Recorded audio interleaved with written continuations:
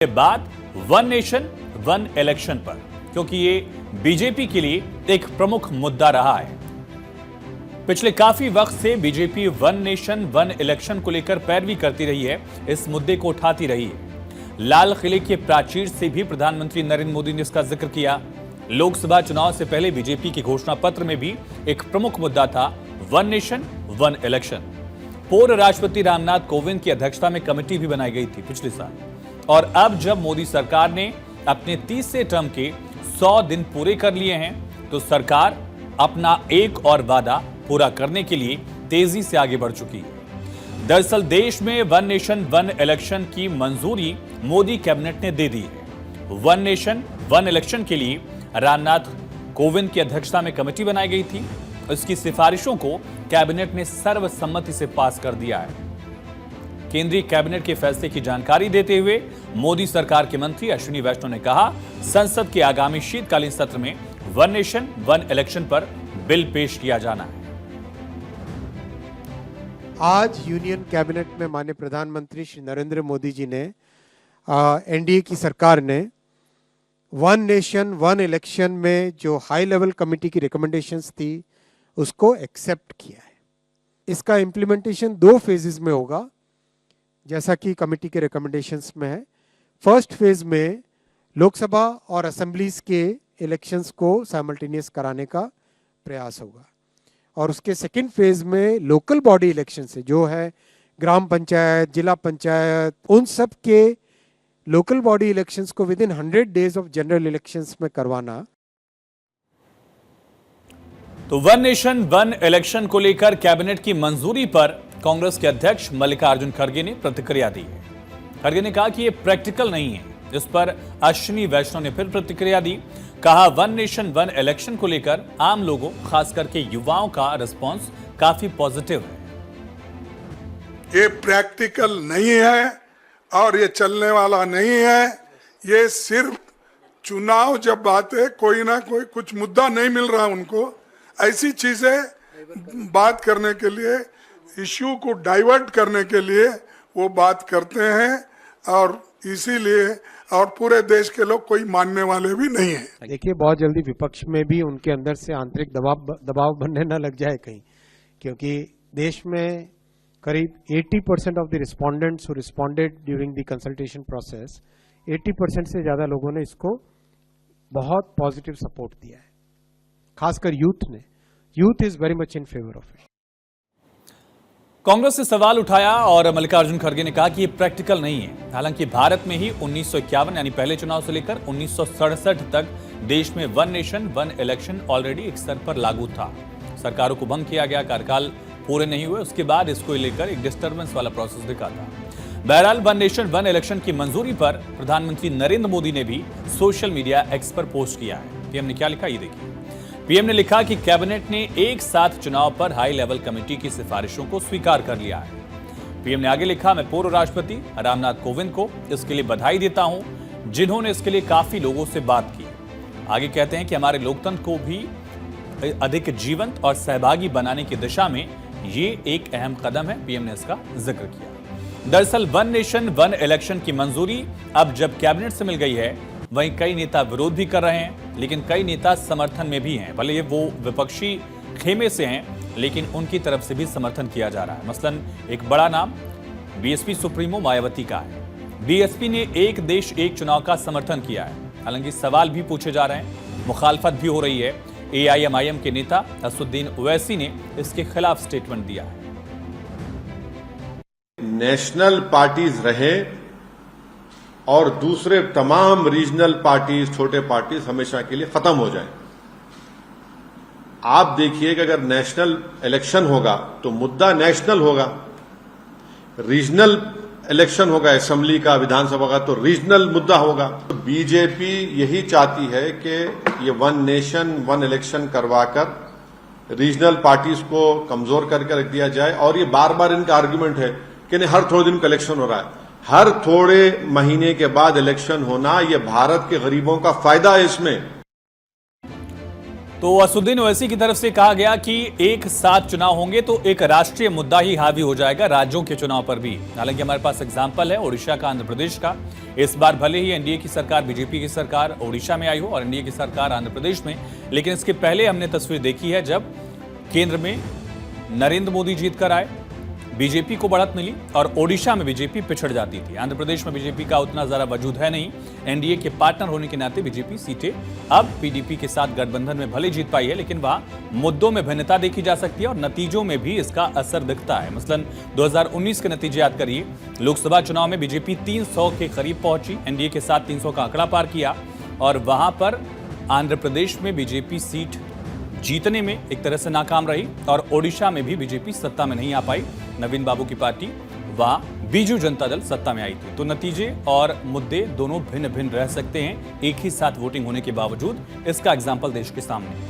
बहरहाल आगे बढ़ते हैं। वन नेशन वन इलेक्शन का मतलब है संसद के निचले सदन यानी लोकसभा चुनाव के साथ ही सभी राज्यों के विधानसभा चुनाव भी करा लिए जाए। साथ ही स्थानीय निकाय, नगर निगम, नगर पालिका, नगर पंचायत, ग्राम पंचायत, जिसको त्रिस्तरीय चुनाव कहते हैं, इसके भी चुनाव एक साथ हो जाए। पूर्व राष्ट्रपति रामनाथ कोविंद ने अपनी रिपोर्ट में कई सारे सुझाव दिए हैं। क्या है सुझाव? कि सभी विधानसभाओं का कार्यकाल जो है वो 2029 तक बढ़ा लिया जाए। कई सारे ऑप्शंस दिए गए, उनमें एक ऑप्शन ये था कि विधानसभाओं का कार्यकाल आप बढ़ाकर एक्सटेंड करके 2029 तक कर लीजिए। पहले फेज में लोकसभा के साथ विधानसभा चुनाव करा लीजिए। दूसरे फेज में सेकंड चरण जो इसका है, दूसरा चरण है, उसके 100 दिन के अंदर, यानी लोकसभा विधानसभा एक साथ हुआ, इसके ठीक 100 दिन के अंदर आप निकाय चुनाव भी करा लें। तो वन नेशन वन इलेक्शन को लेकर सौंपी गई रिपोर्ट में कई पहलुओं का जिक्र है। रिपोर्ट सौंपी गई थी और इसमें आज कैबिनेट की मंजूरी भी मिल गई है। संसद के शीतकालीन सत्र में नवंबर-दिसंबर में इसको लेकर सरकार बिल भी लेकर आएगी। लेकिन जो रिपोर्ट सौंपी गई थी उसमें क्या प्रस्ताव है, सिफारिशें क्या है, ये समझते हैं। दरअसल हंग असेंबली और अविश्वास प्रस्ताव की स्थिति को लेकर भी सुझाव दिया गया है। जो भी आपके मन में संशय है उसको लेकर यहां सॉल्यूशन देने की कोशिश की गई थी कमेटी के सिफारिशों में।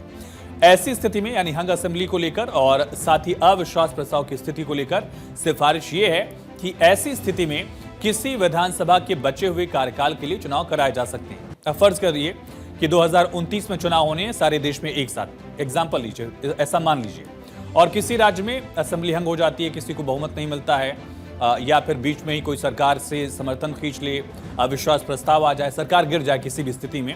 ऐसी स्थिति में क्या किया जाएगा कि 2029 से लेकर अब तक का जो पूरा कार्यकाल है उस दौरान के लिए इलेक्शन हो, यानी 2.5 साल 3 साल जो भी वक्त बचता है उतने वक्त के लिए इलेक्शन कराया जाए। ऐसे सुझाव दिए गए हैं। तो वन नेशन वन इलेक्शन को लेकर कई सारी अड़चनों की बातें भी कही गई हैं। उन अड़चनों के लिए सुझाव भी दिए गए हैं। क्यों जरूरी है, अब ये समझिए। आखिर ये लागू करने के लिए क्या क्या जरूरी होगा। दरअसल आधे से ज्यादा राज्यों की विधानसभाओं की सहमति जरूरी है। ऐसा नहीं कि सिर्फ सरकार बिल पास कर लेगी और एक कानून बन जाएगा। इसके लिए कई अड़चने हैं। आधे से ज्यादा राज्यों की विधानसभाओं की सहमति, बिल पास कराने के लिए कुछ संवैधानिक बदलाव की जरूरत भी है। सिंगल इलेक्टोरल रोल और सिंगल वोटर आईडी कार्ड के लिए आधे से ज्यादा राज्यों की मंजूरी चाहिए होगी। ये एक बड़ा चैलेंज है सरकार के सामने भी। लेकिन वन नेशन वन इलेक्शन लागू करने में कई सारे संविधान भी संशोधन भी करने पड़ेंगे। कई सारे संविधान संशोधनों की भी जरूरत है। क्या क्या बदलाव करने पड़ेंगे किन आर्टिकल्स में, ये समझिए। दरअसल आर्टिकल 324 यानी 324A में संशोधन की जरूरत होगी। आर्टिकल 325 में संशोधन करना होगा। अनुच्छेद 83 और अनुच्छेद 172 में भी सरकार को बदलाव करने होंगे। ये कुछ में इलेक्टोरल रोल से जुड़ा हुआ है, कुछ में चुनावी प्रक्रिया से जुड़े हुए ये आर्टिकल्स हैं। तो एक देश एक चुनाव के लिए सबसे पहले सरकार को बिल लाना होगा। कैबिनेट ने पास कर दिया है, अब सरकार क्या करेगी? कैबिनेट के द्वारा पास किया गया जो प्रस्ताव है उस पर एक बिल लेकर आएगी। चूंकि बिल संविधान संशोधन भी करेंगे, इसीलिए बिल तभी पास होंगे जब इन्हें संसद के 2/3 सदस्यों का समर्थन मिल जाएगा। तो इस स्थिति के लिए कितने सांसदों का समर्थन चाहिए होगा, ये समझिए। लोकसभा में कम से कम 362 सदस्यों का समर्थन चाहिए होगा और राज्यसभा में भी 163 सदस्यों के समर्थन की जरूरत होगी। 15 राज्यों के विधानसभाओं का अनुमोदन जरूरी होगा। जैसा हमने आपको बताया कि आधे से ज्यादा राज्यों की सहमति इसके लिए चाहिए होगी। तो एक देश एक चुनाव को मोदी सरकार जरूरी क्यों मानती है और इसके लिए लागू होने से देश को फायदा क्या होगा, आपके लिए क्या बदलेगा, ये समझिए। दरअसल बड़ा बदलाव ये आने वाला है कि चुनाव का खर्च घट जाएगा। आप देखिए हर 6 महीने में किसी न किसी राज्य में किसी न किसी स्तर का चुनाव होता ही रहता है। एक साथ चुनाव होगा, मशीनरी, सरकारी मशीनरी और फिर सुरक्षा से लेकर हर खर्चा एक साथ होगा, कम होगा। बार बार चुनाव से निजात मिलेगी, बार बार चुनाव से छुटकारे की बात कही क्यों जा रही है? क्योंकि आचार संहिता लग जाती है और फिर कई बार फैसले इससे अटक जाते हैं। देश में राजनीतिक स्थिरता आने में भी अहम रोल इसका होगा, ये भी एक जिक्र किया जा रहा है। पॉलिसी पैरालिसिस जैसी स्थिति से छुटकारा मिलेगा, जिसका जिक्र किया हमने कि आचार संहिता की वजह से सरकारी फैसला नहीं ले पाती हैं। सरकारी खजाने पर बोझ कम होगा, पैसा कम खर्च होगा तो विकास में भी तेजी आएगी। सरकारें गवर्नेंस पर जोर देंगी बजाय कि चुनाव पर। चुनाव को लेकर सरकारें फिर बजट में कई बार लोक लुभावन वादे भी करती हैं। राज्यों के चुनाव होंगे तो भी केंद्र में इस तरह का बजट आता है कि उन राज्यों को साधा कैसे जाए, उनके लिए अलग से योजनाएं कैसे हों, उनके लिए क्या बड़े ऐलान किए जा सकते हैं। हालांकि कुछ पार्टियों ने इस प्रस्ताव का जोरदार विरोध भी किया है। उनका कहना यह है, उनकी दलील यह है कि इससे क्षेत्रीय दलों को नुकसान होगा। कैसे लागू होगा 2029 से, ये समझिए।